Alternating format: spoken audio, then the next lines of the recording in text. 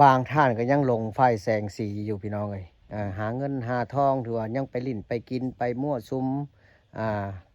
เข้าห้านลงบงว่านเบียร์เนาะเข้าผับเข้าบาร์ถือว่ายังบ่ทันได้ฮู้ว่าสภาพการบ้านเมืองอยู่ทางบ้านนอกบ้านนาเขาเจ้าพัฒนาไปซำใดเนาะสำหรับคลิปนี้ก็แม่นเว้าเพื่อว่ามีแห้งจูงใจมีแห้งผลักดันเนาะผู้ที่กำลังเฮ็ดเฮือนหรือว่าผู้บ่ทันได้เฮ็ดเนาะก็ถือว่าถ้าเบิ่งคลิปนี้แล้วก็บางท่านก็อาจจะคิดบางท่านก็อาจจะบ่ถูกใจก็มีเนาะสำหรับผู้ข่าเว้ามานี้ก่อนหับชมคลิปฝากกดไลค์กดแชร์และกดติดตามทางช่องเพจและ Facebook หรือช่อง YouTube คำมั่นวิถีลาว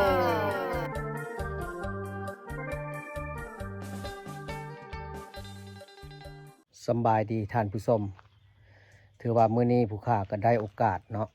ถือว่าเวลาว่างก็สิว่าแล้วก็ถือว่ามาเก็บภาพบรรยากาศผู้ที่กำลังจะเฮ็ดเฮือนใหม่เนาะหรือว่าผู้ที่ว่าออกเฮือนใหม่ออกแยกครอบแยกครัวถือว่าคลิปนี้เฮ็ดให้ผู้ที่กำลังจะสร้างเฮือนสร้างศาลเนาะผู้ที่กำลังจะเติบใหญ่ขยายตัวถือว่ามีแห้งผลักดันสำหรับคลิปนี้ก็ถือว่าเป็นประโยชน์อยู่กับย้อนว่าผู้ที่ไปหาเงินหาทองเนาะบางท่านก็ยังบ่คิดหยังถือว่าไปหาเงินอยู่บ้านอื่นเมืองไกลบ่ว่าสิเป็นฝั่งไทยฝั่งลาวอยู่ต่างเมืองต่างแขวงต่างประเทศถือว่าคลิปนี้ก็สิเป็นประโยชน์หรือบ่เป็นก็ถือว่าให้ท่านผู้ชมเม่นมาเบิ่งเนาะถือว่าผู้ที่ไปหาเงินก็ถือว่ามาเฮ็ดเตรียมมาเฮ็ดเฮือนเนาะแล้วผู้ที่ยังหลงไหลกับไฟแสงสีกับการลิ้นการกินการไปเที่ยวไปนั้นอยู่ในเมืองถือว่ายังบ่คิดอยากได้หยังนี่ครับถ้าว่าเห็นคลิปนี้ก็บางท่านก็อาจจะคิดออกว่าโอ้ถือว่าเฮามาหาเงินนี่ต้องเมื่อพัฒนาบ้านเมืองก็จึงเฮ็ดคลิปนี้ขึ้นมาย้อนหยังพี่น้องเอ้ยก็ถือว่าผู้ค้าเองเนาะเคยถึกที่ว่าไปหาเงินหาทองอยู่เมืองใหญ่เนาะคันสิว่าแล้วก็เข้าไปหาเงินอยู่ในเมืองเพราะผู้ค้านี่เป็นคนบ้านนอกเนาะแต่ว่ายังบ่ฮู้ว่าการพัฒนาของหมู่รุ่นเดียวกันนี่มันพัฒนาไปส่ำใดเขาเจ้าเนาะถือว่าเขาเจ้าเอาลูกเอาเมียแล้วถือว่าเขาเจ้าพัฒนาเฮ็ดเฮือนเฮ็ดซ่านเฮ็ดหั่นเฮ็ดนี่แต่เฮาอยู่ในเมืองนี่บ่ได้ออกมาเบิ่งอยู่ทางนอกนี่ถือว่าบ่ฮู้ว่าเขาเจ้านี่พัฒนาเติบใหญ่ขยายตัวไปส่ำใดเฮานี่ยังหลงอยู่กับการลิ้นการกินการเที่ยวเนาะถือว่าคลิปนี้ก็อยากฝากถึงผู้ที่ว่ายังบ่ทันได้คิดออกเนาะยังบ่ทันได้คิดออกว่าอยากพัฒนาตัวเองถือว่าจะเก็บภาพบรรยากาศเฮือนแต่ละหลังเนาะผู้ที่กำลังจะสร้างผู้ที่ว่าออกเฮือนใหม่เนาะเดี๋ยวจะไปเก็บภาพบรรยากาศให้เบิ่งว่าแต่ละหลังนี้ถือว่าเฮือนภายในเนาะที่ว่ากำลังจะสร้างอยู่ภายในบ้านนี้ถือว่าอยากให้ผู้ที่ว่ายังคือว่าแหละยังลงไหลกับไฟแสงสีเนาะไปยังลงไหลบางท่านก็ลิ้นเที่ยวเงินบ่มีถือว่าบ่ฮู้ว่าสิเก็บเงินมาเห็นหยังเนาะบ่ฮู้ว่าเขาพัฒนาอยู่ทางนอกเนาะอยู่แถวบ้านนอกบ้านนาหมู่คู่รุ่นเดียวกันเขาได้เขามีส่ำใดเพิ่นยังลิ้นยังเที่ยวอยู่ก็มีเนาะยังบ่ได้คิดออกว่ายังบ่ได้ว่าอยากได้หยังฮู้แต่ว่าโอ้มื้อแรกนี่สิไปห้านเหล้าตัวใดเนาะห้านใดดังๆห้านใดเหล้าแซ่บห้านใดผู้สาวงามถือว่าเพิ่นคิดไว้เท่าอย่างเดียวยังบ่ได้คิดออกว่าโอ้เฮานี่เก็บเงินมานี่จะไปเฮ็ดเฮือนงามๆอยู่บ้านนอกบ้านนาเฮาเนาะพัฒนาซื้อรถซื้อรางยังบ่ได้คิดแต่ว่าอันนี้ผู้ข้าจะไปเก็บภาพเฮือนผู้ที่เขาเจ้าคิดได้แล้วเนาะเขาเจ้าคิดได้แล้วเขาเจ้ากำลังจะสร้างเฮือนสร้างศาลบ่อนอยู่บ่อนเศร้าเพราะว่าลูกกันคนหนึ่งสองคนแล้วเนาะออกมาบางท่านก็ยังพอทันได้มีเฮือนมีศาลก็มี เดี๋ยวจะเก็บภาพบรรยากาศให้พี่น้องเบิ่งเนาะไปเบิ่งน้ำกันเลยถือว่าอันนี้แม่นเฮือนหลังแรกเนาะที่ผู้ขาจะเก็บภาพบรรยากาศให้พี่ให้น้องเบิ่งก็ถือว่าอันนี้แม่นเฮือนของนางซิงนี่เพิ่นกำลังก่อสร้างนี่ดินบล็อกเพิ่นก็ซื้อมาเต็มกำลังพัฒนาปูที่ออกเฮือนใหม่อันนี้แม่นหลังที่1เด้อนี่เด้อเดี๋ยวมื้อนี้จะเก็บภาพบรรยากาศแต่เหนือฮอดใต้เนาะสำหรับผู้ที่กำลังจะปลูกเฮือนใหม่เนาะนี่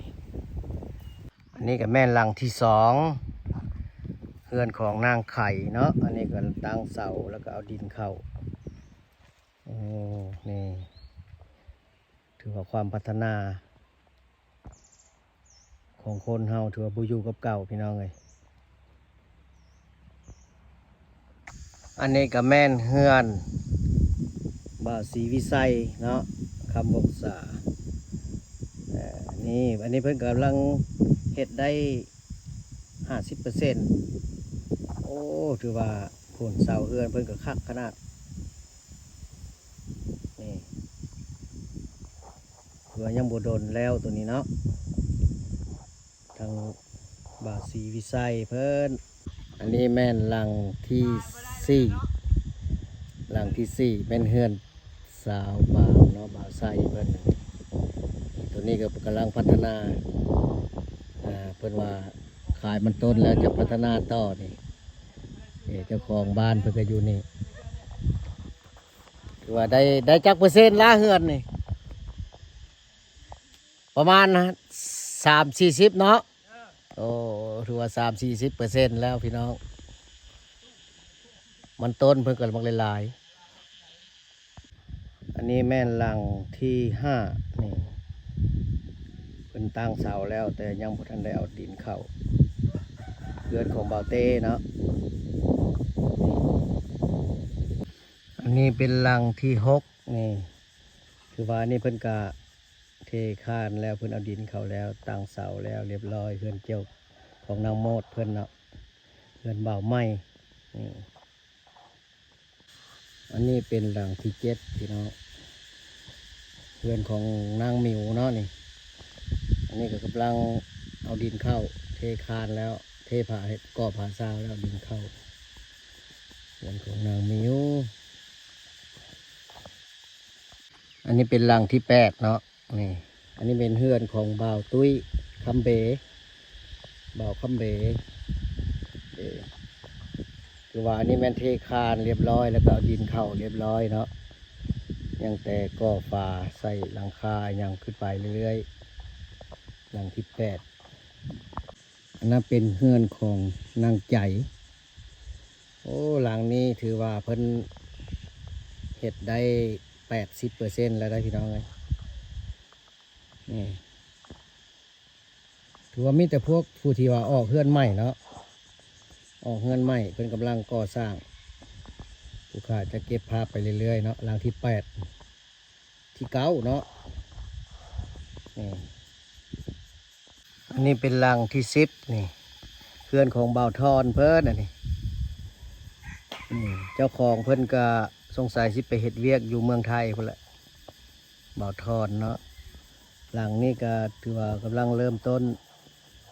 ถือว่าใส่หลังคาแล้วเนาะนี่สร้างจบแล้ว3 มื้อแล้วสร้างพักผ่อนเนาะโอ้คือว่าคลิปนี้ก็แม่นเจ้าของเพิ่นอยู่ไทยนี่ก็อาจจะเห็นแล้วนี่คือว่าเฮามาเก็บภาพบรรยากาศให้เบิ่งเนาะแต่ละท่านบางท่านก็ตั้งเสาไว้แล้วก็ไปเฮ็ดเวียกก็มีไปหาเงินบางท่านก็กำลังเริ่มเฮ็ดเนาะนี่อันนี้แม่นเจ้าของเพิ่นอยู่ไทยพุ่นถือว่าได้หลายเปอร์เซ็นต์แล้วประมาณ60เนาะอันนี้ก็แม่นเฮือนของนางมิตรเนาะนี่เพิ่นกำลังตั้งเสาแล้วก็เทคานเอาดินเข้าอีกคือว่ายังประมาณ70-80%พุ่นละเนาะยังพันแล้ว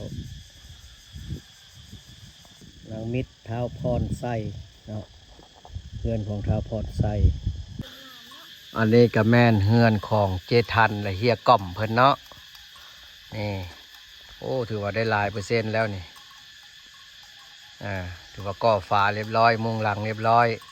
หลังคาโค้งเล็กนี่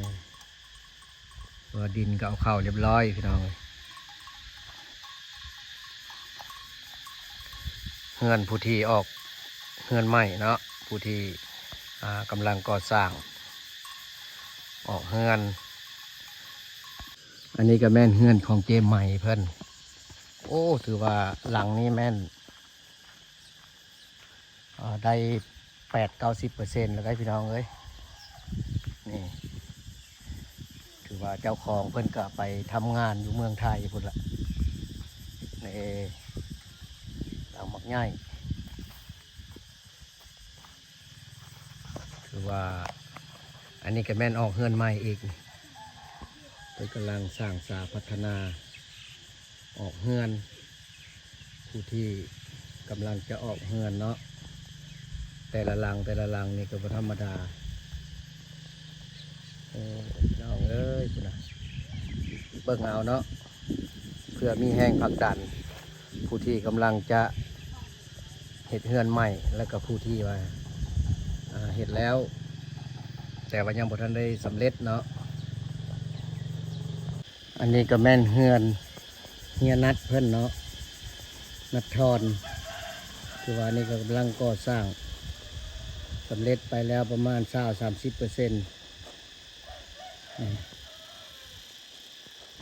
ทรงโมเดิร์น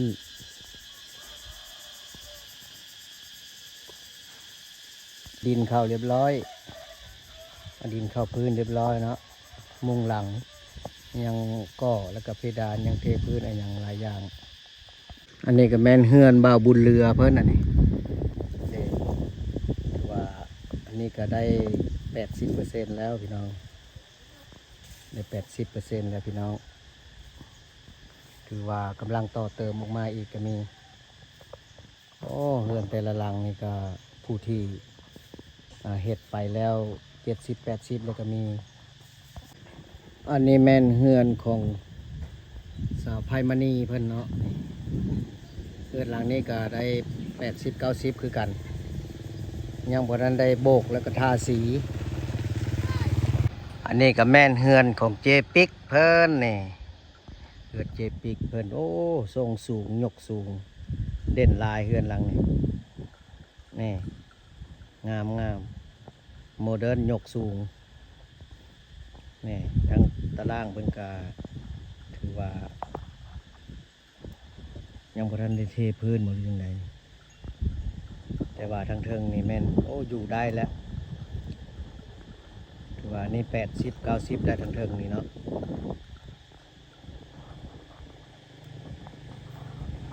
อันนี้ก็แม่นเฮือนของสาวเย็นเจเย็นเพิ่นนี่กำลังจะเริ่มเนาะกำลังเริ่มก่อสร้างโอ้แต่ว่าหัวเพิ่นนี่เพิ่นใช้ตะหน้าหอบมาเลยคือว่าอันนี้ก็ตั้งเสาแล้วเอาดินเข้าเป็นทีมห้อยยังแต่ก่อเนาะก่อมุ้งหลังอะไรยังหลายๆอย่างว่าคือว่าเนาะกำลังเริ่มต้นยังบ่ทันได้สำเร็จแต่ละหลังอันนี้ก็แม่นเฮือนของบ่าวแองเพิ่นเนาะนี่คือว่าหลังนี้แม่นโครงหลังคานี่เรียบร้อยแล้วนี่มีแต่ว่ามามุงเนาะมุงใส่ฝาคือว่าแต่ละธาตุนี่เฮือนเพิ่นจะก่อพื้นอีกถือว่าผู้ที่ออกเฮือนใหม่พี่น้องเลยนี่ผู้ขาจะมาเก็บภาพบรรยากาศให้พี่ให้น้องเบิ่งเนาะอันนี้แม่นเฮือนบ่าวย่อเพิ่นเนาะบ่าวย่อเจเพชรเพิ่นนี่ถือว่าอันนี้แม่นโอ้ได้หลายเปอร์เซ็นต์แล้วงามขนาดหลังนี้เพชรเองบ่โอ้นี่พี่น้องสร้างกับมือเงินมันต้นล้วนๆเงินบ่ได้ไปเฮ็ดลาเหตุการณ์ทั้งได้ล่ะนี่อันนี้แม่น หลังที่เท่าใดแล้ววะหลังที่10 ปลายแล้วนี่ถือว่าสำหรับคลิปนี้นี่ผู้ข่าจะมาเก็บภาพสำหรับผู้ที่ออกเฮือนใหม่เด้อพี่น้องเด้อเน้นผู้ที่ว่าออกกำลังออกเฮือนใหม่เนาะบ่เน้นผู้ที่ว่าออกแล้วเฮ็ดใหม่นี่ถือว่าผู้ที่กำลังจะสร้างสาพัฒนาออกจากพ่อจากแม่ใหม่ๆเนาะเพิ่นจะมาเริ่มเฮ็ดเฮือนเองบางท่านก็ไปเฮ็ดเวียกเฮ็ดงานได้เงินได้ข้ามก็ส่งมาเฮ็ดเฮือนเนาะแต่อันนี้เพิ่นว่าเงินมันต้นล้วนๆเพิ่นว่านี่เด้เจ้าของเพิ่นก็นั่งอยู่นี่นี่ถือว่ามื้อนี้ก็เฮาก็ได้เก็บภาพบรรยากาศมาเรื่อยๆตั้งแต่ปูและเหนือบ้านพุ่นล่ะถือว่าเน้นสำหรับผู้ที่กำลังเฮ็ดสร้างสาพัฒนาใหม่อันนี้แหละบ่าวย่อนี่โอ้คนหล่อๆถือว่าได้จักเปอร์เซ็นต์แล้วนี่เงินนี่90%ได้ยังสิก่อพื้นอีกบ่โอ้ยยังโดนนะบ่ได้ก่อเลยเนาะก็ถือว่า